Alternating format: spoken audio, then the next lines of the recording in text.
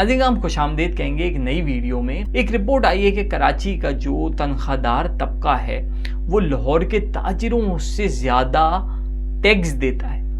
तो बड़ी लोगों को हैरान होने की ज़रूरत नहीं है कि कराची के जो 1 लाख रुपए से ज़्यादा अगर कोई यहाँ पे कमाता है और वो टैक्स देता है, पहले तो उसकी सैलरी में से टैक्स कट जाता है। इसके अलावा जो दूसरी चीज़ों पे जब वो कोई ख़रीदारी करता है उसका वो टैक्स अलग देता है, वो पेट्रोल का टैक्स अलग देता है, वो फाइलर हो वो नॉन फाइलर हो, ये सारे टैक्स उसको देने ही देने हैं। और अब अगर आप पंजाब साइड की बात करें तो वहाँ पे बहुत सारे टैक्स में जो है वो छूट है, ज़रात पे टैक्स नहीं है, वो टैक्स नेट में नहीं आते क्योंकि वो जब कारोबार करते हैं तो वो इधर उधर से लिया, टेबल के नीचे से पैसे ले लिए तो वो बच जाते हैं। बट यहाँ पे जो मेजॉरिटी लोग रहने वाले हैं वो प्राइवेट एम्प्लॉयज़ हैं, वो प्राइवेट कंपनियों में काम करते हैं। तो कंपनीज जो हैं उनको भी इस बात को यकीनी बनाना है कि उनका भी टैक्स की जो सारी चीज़ें हैं वो क्लियर हों। और यही वजह है कि सबसे ज़्यादा revenue in terms of tax जो है वो कराची से जनरेट होता है। लेकिन अफसोस की बात यह है कि इस कराची को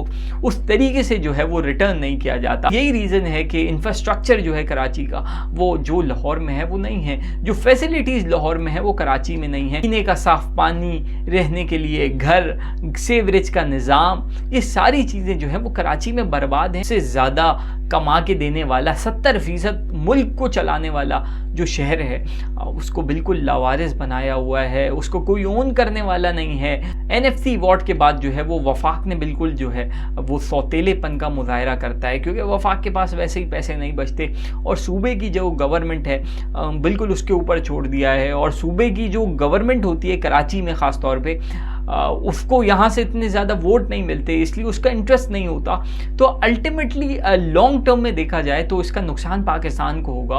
उसका नुकसान पाकिस्तान को कैसे होगा कि जब ये शहर आपको बहुत ज़्यादा कमा के देता है और जब आप इसको रिटर्न नहीं करेंगे, इस पर दोबारा इन्वेस्टमेंट नहीं करेंगे, तो आपका एक बच्चा जो है वो बहुत ज़्यादा मेहनत करता है, वो बहुत ज़्यादा पैसे कमा के ला रहा है और आप उसी को जो है वो खाना नहीं दे रहे, उसमें वो एनर्जी वापस नहीं आएगी, तो वो अगले दिन कैसे जाके काम करेगा और फिर कैसे कमा के लाएगा। जब तक उसके अंदर जवानी है, जब तक उसके अंदर जान है तो वो ज़रूर कमाएगा, लेकिन जब वो थोड़ा सा बुढ़ापे की तरफ जाएगा तो वो नहीं कमा सकेगा। तो उसका नुकसान आप ही को होगा ना कि आपके घर में एक अमाउंट आ रहा है, आपके मुल्क में एक अमाउंट आ रहा है, आपके मुल्क में एक रेवेन्यू आ रहा है और वो कराची से आ रहा है और आप उसके इंफ्रास्ट्रक्चर पे नहीं लगा रहे, तो उसकी आबादी जो है वो बढ़ती चली जाएगी, उसकी सारी चीज़ें विदाउट प्लानिंग हर चीज़ जो है वो होती चली जाएगी। और जब ऐसी चीज़ें होती चली जाएंगी तो उसका डायरेक्ट इम्पैक्ट जो है वो मुल्क पे होगा, मुल्क से अफराद पे होगा।